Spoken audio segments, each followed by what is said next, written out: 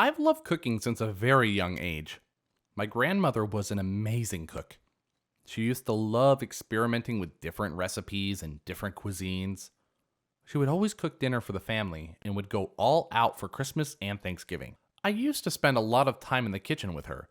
My sister and all of our cousins would also help her out, especially when she was making their favorite dishes. But I was the only one who would consistently and regularly make dishes with her. She taught me how to make dishes that I still cook to this day, 15 years later. She shared her journal of recipes with me and told me about all the secret ingredients she used to make her delicious food.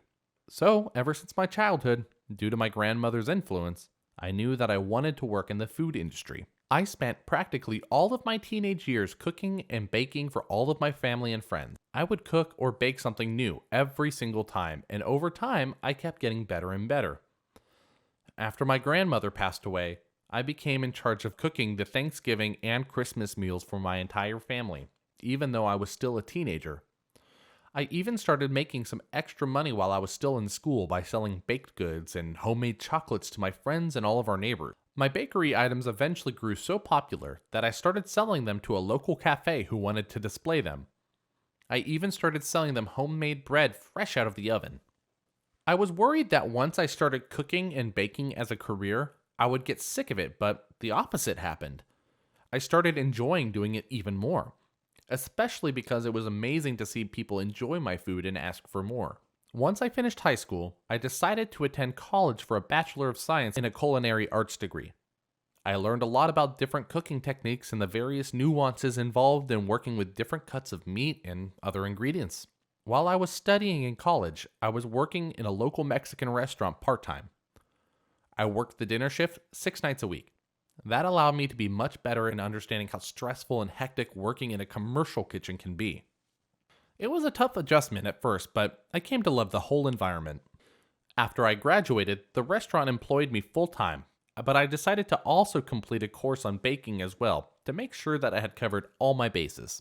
At the time, I was living very frugally because I was trying to save all of my money so that I could open up my own restaurant. I used to walk everywhere and eat leftovers from the restaurant for lunch and dinner. My grandmother had known about my dream of opening up my own restaurant, so she had actually left me some money in her will for that very dream. I'm still very grateful to her for that because if she hadn't believed in me, it would have taken me many more years to open up my own restaurant. After I had collected enough money, I bought a piece of commercial property that was sandwiched between a dry cleaner and a bookstore. The property used to be a restaurant, so it already had a commercial kitchen set up. It wasn't a very large piece of property, but it had enough to get me started. I redid the entire interior and exterior appearance of the restaurant, and once it was ready, I named the restaurant after my grandmother since none of it would have been possible without her. I decided that I didn't want to limit my restaurant to selling only one type of cuisine, so I decided to create a very comprehensive menu that had dishes from all the other popular cuisines in the US. So my restaurant serves Indian, Chinese, Japanese, Thai, Mexican, etc., all in one place. It was an eclectic mix of classic dishes as well as some of the more experimental in nature. I ended up hiring a couple of people I went to culinary school with, which was great. I had a team of 8 people after the hiring process was finished, and after I found a vendor to sell us produce and meat, we were ready to open. I hadn't done any crazy advertising. My friends and family had actually been very helpful in spreading the word around. After the initial couple weeks, my restaurant actually started getting really popular due to very positive and organic word-of-mouth reviews. I actually ended up having to hire a hostess to take reservations since we started getting booked in advance. However, due to our limited space, we didn't have a lot of seating and ended up having to turn a lot of customers away.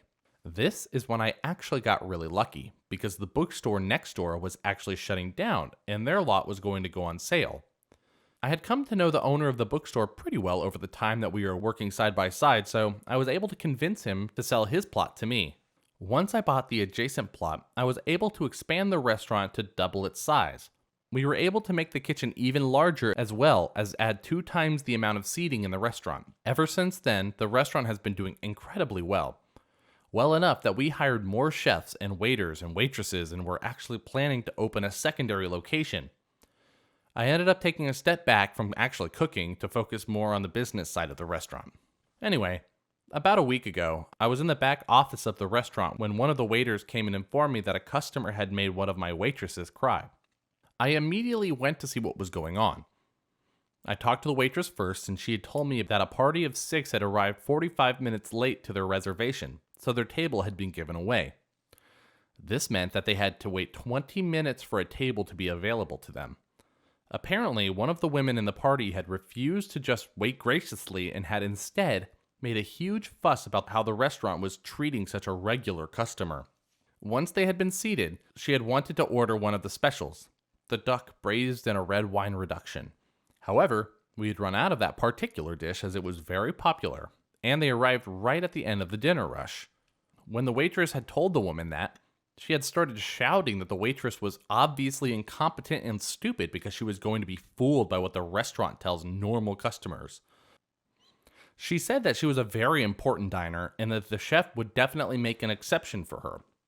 However, once the waitress asked the chef and went and told the woman that it still wouldn't be possible, the woman had just insulted the waitress.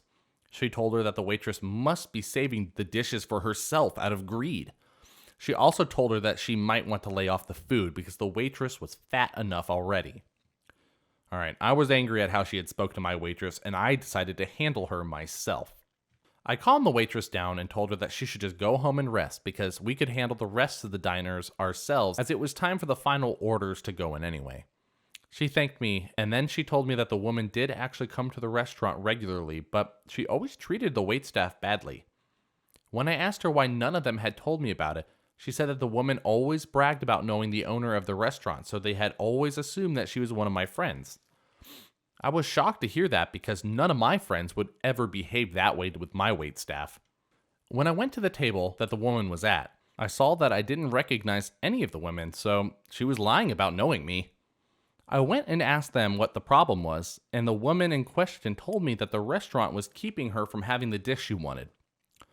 I calmly tried to explain to her that the ingredients for the specials were brought in a specific quantity, so it wasn't possible for her to have that dish. I told her to select something, but she just kept shouting that she only wanted to have that particular dish, so I should arrange it for her somehow. I saw that her fellow diners looked embarrassed, but they didn't tell her to stop either. By this point, I was tired of dealing with her, so I told her that they had 5 minutes to place their orders, and so if she wanted to order anything other than that dish then, she was welcome to. Otherwise, they could all leave. I also told her that if she was rude to any of the other waitresses, then she would be thrown out of the restaurant. She started yelling at me, saying that I was nobody to threaten her, and that she was just going to get me fired since she knew the owner of the restaurant. I asked her how she knew the owner of the restaurant, and she said that her niece was best friends with the owner, and she was going to call her and I would be fired in minutes. I told her to go ahead, since I also wanted to talk to her niece. She called her and told her a very embellished story about how we were all lying about not having the dish just to trouble her and how I had threatened her. I didn't wait around to hear any more of her lies, so I just took the phone from her hand and spoke to her niece. It turns out that her niece is actually one of my best friends. Apparently, she had recommended my restaurant to her aunt some time ago, and her aunt had told her that she just loved it. I told her the truth about how her aunt had been treating the waitstaff and how she had been bragging about knowing the owner. My friend was very embarrassed and started apologizing to me for her aunt's behavior. She told me to do what I needed to do. I cut the call and told the woman that it was funny that she'd been bragging about knowing the owner of the restaurant, since I was the owner of the restaurant. She was saying that I was lying to try and make her embarrassed, but I just told her to look at the logo of the recipe since it was my photo of me and my grandmother. When she saw that, she started saying that the whole thing was a misunderstanding, but I cut her off and told her that she was banned from the restaurant forever. I told the people she came with that they could go with her or enjoy their meal in peace. They all decided to stay and told a waitress what they wanted to order. It was a moment of great satisfaction for me to see that woman having to leave the restaurant alone and embarrassed after the way she had treated my waitress and how she had taken advantage of my friend.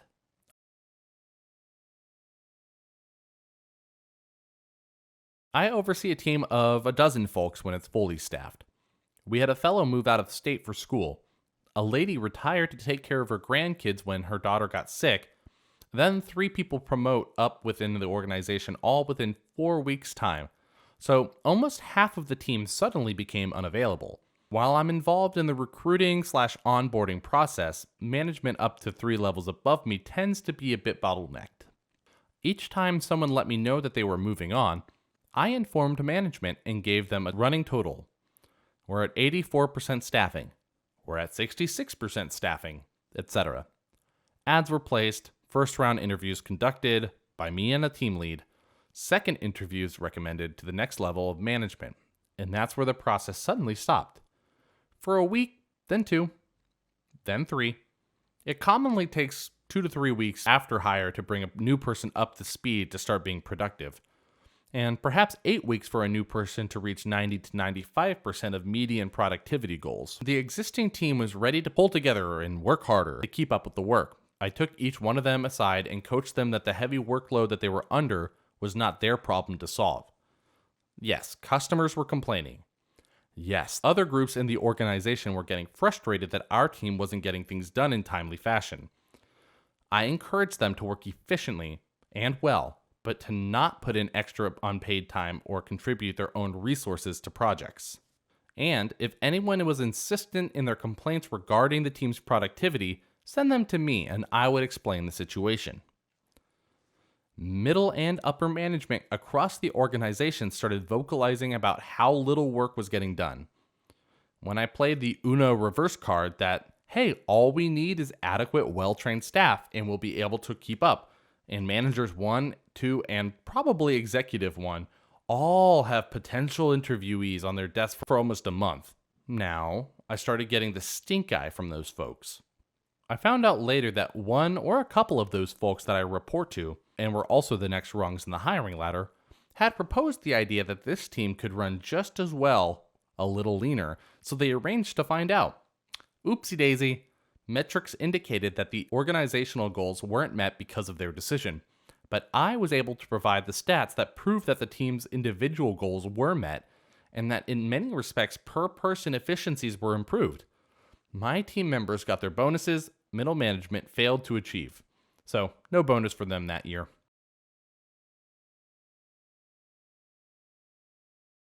For context, this was pre-2020, back in my early university years, aka 2018-2019.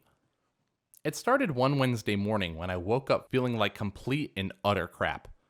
This was a problem, as today I was scheduled to do my oral presentation along with the other students in one of my classes. But I figured no way would I be wanted to come in sick.